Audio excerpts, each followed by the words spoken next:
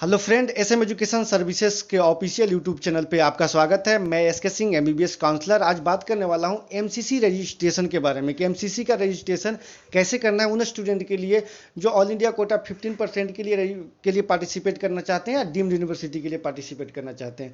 तो उसको मैं बताऊँगा कि रजिस्ट्रेशन प्रोसेस से लेकर चॉइस फिलिंग तक का ये प्रोसीजर है, जो कि आप इस वीडियो को लास्ट तक देखिए। तो रजिस्ट्रेशन से चॉइस फिलिंग के बीच में आपको ये जो लिखा हुआ है ब्लू कलर से पॉइंट, ये इतने पॉइंट आते हैं। पहला नंबर पे आता है न्यू कैंडिडेट रजिस्ट्रेशन, इस पे जाकर रजिस्ट्रेशन करना होता है। इसके बाद रजिस्टर्ड यूजर लॉगिंग, यानी कि जो रजिस्ट्रेशन कर लिए हैं वो यूजर आईडी पासवर्ड अपना क्रिएट कर लेते हैं, तो जाके लॉगिंग पे लॉगिन कर लेना है। इसके बाद जो स्टूडेंट अपना यूजर आईडी पासवर्ड खो चुके हैं वो फॉरगेट पासवर्ड पे जाके अपना न्यू पासवर्ड क्रिएट कर सकते हैं। इसके बाद चॉइस अवेलेबल हो जाती है। चॉइस अवेलेबल के बाद आप चॉइस फिलिंग करते हैं, ठीक है, चॉइस सबमिशन। इसके बाद चॉइस इंटरचेंज कर सकते हैं। इसके बाद आपको डिलीशन ऑफ मल्टीपल चॉइस, और इसके बाद आता है आपको चॉइस लॉकिंग के प्रोसेस। चॉइस लॉकिंग के बाद आपको आता है, चाहे तो आप अपना पासवर्ड चेंज कर सकते हैं, तो पासवर्ड चेंज कीजिए और देन आप लॉग आउट होइए, यानी कि चॉइस फिलिंग करने के बाद आपको लॉग आउट होना कंपलसरी होता है। इसके बाद चलिए बात करता हूं कि रजिस्ट्रेशन जो करना है वो किस तरीके से करना है। सबसे पहले आपको एमसीसी के साइट पे जाना होगा, www.mcc.nic.in। तो इस तरीके से आपको फॉर्मेट ओपन हो जाएगा। तो आपको एमबीबीएस या बीडीएस के लिए करना है तो यूजी मेडिकल काउंसलिंग पे जाकर क्लिक करना होगा। इस पर क्लिक करने के बाद इस तरीके का इंटरफेस आएगा। इसमें आपको न्यू रजिस्ट्रेशन पे जाना होगा, वहाँ पे क्लिक करेंगे। उस पर क्लिक करते ही इस तरीके के फॉर्मेट खुल जाएगा। इसमें सेलेक्ट स्ट्रीम में जाना है पहले नंबर पे रजिस्ट्रेशन के लिए। एप्लीकेशन नंबर डालना है, खुद का नाम डालना है, मदर नाम डालना है, और इसके बाद डेट ऑफ बर्थ डालना है। और इसके बाद जो आपको कैप्चा दिया हुआ है, पिन दिया हुआ है, वो पिन को डालने के बाद आपको सबमिट करना है। जैसे ही आप सबमिट करते हैं तो कुछ एग्रीमेंट आती है, इसको रीड करना होता है। रीड करने के बाद आपको if agree click here to proceed further, यानी कि आपको अगर सारा कुछ सही है तो आप एग्री करके आप प्रोसीड कर सकते हैं, आगे बढ़ सकते हैं। इसके बाद क्या होगा, पॉइंट को आपको कंप्लीटली पढ़ना होता है, एग्रीमेंट को, ठीक है।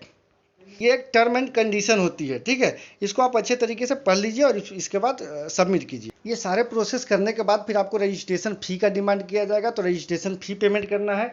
और रजिस्ट्रेशन फ़ी करते ही आपका कंप्लीट हो जाता है और इसको डाउनलोड कर सकते हैं, प्रिंट आउट कर सकते हैं। इसके बाद आप चाहें तो सिक्योरिटी अमाउंट 2 लाख का पेमेंट कर सकते हैं। अब क्या होती है, जैसे आपको रजिस्ट्रेशन कंप्लीट हो गया, रजिस्ट्रेशन कंप्लीट होने के बाद आपको क्या करना है कि आपको चॉइस फिलिंग करने की एक डेट दी जाएगी, यानी कि चॉइस फिलिंग भी साथ में स्टार्ट हो रही है। तो उस चॉइस फिलिंग में कैसे चॉइसेस करनी है तो वो चीज़ को मैं बताता हूँ। चॉइस फिलिंग कैसे करना है, पहले तो आपको यूजर आईडी पासवर्ड पे डालना है एमसीसी के साइट पे जाके और लॉगिन करना है चॉइस फिलिंग के समय। इसके बाद आपको इस तरीके का इंटरफेस खुल जाएगा, आपका प्रोफाइल खुल जाएगा। प्रोफाइल खुलते ही आप नीचे में देखिए, आपको अगर कोई पासवर्ड खो गए हैं तो फॉरगेट करके फिर नया पासवर्ड क्रिएट कर सकते हैं, इस तरीके से जो मैं बताया पिछले वीडियो में, ठीक है। फॉरगेट पासवर्ड का आपको ऑप्शन आता है। इसके बाद आपको सबमिट करेंगे यूजर आईडी पासवर्ड डाल के। जब चॉइस फिलिंग करते हैं उस समय आपको जो सीन होगा, इस तरीके से आपको कॉलेज के लिस्ट आपको शो करेंगे, ठीक है। चॉइस फिलिंग का ऑप्शन एक आएगा, वहाँ पे चॉइस फिलिंग पे क्लिक करेंगे या फिर सीट डिटेल्स के बारे में, तो इस तरीके से ऑप्शन ओपन हो जाएगा। जो कॉलेज आपको पसंद आ रहा है उसको ऊपर से आप सेलेक्ट करेंगे, एक first priority, second priority, third priority, ठीक है ना। चॉइस अवेलेबल पे जाना होगा। वहाँ से जब वहाँ पे जाने के बाद ये आपको इस तरीके से इंटरफेस ओपन हो जाते हैं। देखिए ये चॉइस अवेलेबल कॉलेज के नेम है, जो कि मैं ब्लर कर दिया हूँ, ब्लर हो चुका है थोड़ा सा नेटवर्क प्रॉब्लम के कारण। और इसके बाद आपको होगा, आपने चॉइस फिलिंग कर लिया और आपको लगता है कि कोई कॉलेज है जिसको कि हम ऊपर करें, और कुछ कॉलेज ऐसे हैं जो हमें नीचे रखें प्रायोरिटी में, ठीक है। तो उसको इंटरचेंज करने के लिए देखिए एरो का दिया हुआ है सिंबल। इस एरो के यदि दबाएंगे ऊपर वाले एरो के तो ऊपर की ओर चला जाएगा, और नीचे वाले एरो के दबाएंगे तो नीचे की तरफ मूव करेगा, ठीक है। अगर सपोज मान के चलिए कि आपने कलिंगा को चॉइस किया, अब एक एचडीयू कोलार चॉइस किया, फॉर एग्जाम्पल मैं डीम्ड कर लेता हूँ। आप चाहते हैं कि एचडीयू कोलार को ऊपर रखें और कलिंगा को नीचे रखें, तो ऊपर वाला एरो बटन को यदि आप क्लिक करेंगे, जिस नंबर पर रखना चाहते हैं उस नंबर तक आप उसको एरो के माध्यम से लेके चले जाएंगे। और जिस कॉलेज को अगर कलिंगा को नीचे लाना है तो आप नीचे वाला जो एरो है उसको क्लिक करेंगे, ठीक है, तो वो नीचे की ओर चला जाएगा। ये और यहाँ पे इसके बाद डिलीट का ऑप्शन भी आ गया है। जैसे कि मान लीजिए आप जो कॉलेज नहीं पसंद है और आपको गलती से मिस्टेक से आपको चॉइस हो चुकी है, ठीक है, या फिर आपको आइडिया नहीं था उस कॉलेज के बारे में और बाद में आपको पता चला, तो आप यहाँ से डिलीट का ऑप्शन आता है, वहाँ से डिलीट कर सकते हैं।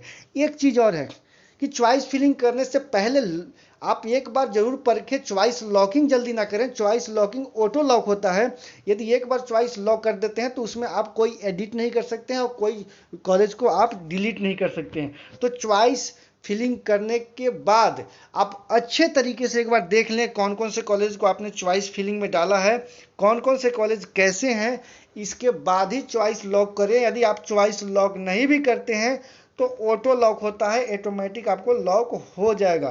तो इन सारी चीज़ों को आप समझें। और इस पीडीएफ को यदि आप चाहते हैं कि आप प्रॉपर इन्फॉर्मेशन चाहते हैं तो आप डिस्क्रिप्शन में से मैं डाल दिया हूँ ये पीडीएफ फाइल को, आप वहाँ से डाउनलोड करके आप सारा इन्फॉर्मेशन जान सकते हो। या फिर अब काउंसलिंग तो स्टार्ट ही हो चुका है, काउंसलिंग के माध्यम से भी आप सारा इन्फॉर्मेशन मिल जाएगा। बहुत ही जल्द एक और वीडियो लेके आऊँगा, लेकिन उससे पहले मैं आपको बता दूं कि चॉइस फिलिंग के बाद आप बिल्कुल आप या चॉइस लॉक कर दिए चॉइस फिलिंग के बाद तो आप अपने लॉग आउट हो जाए आईडी से, ठीक है।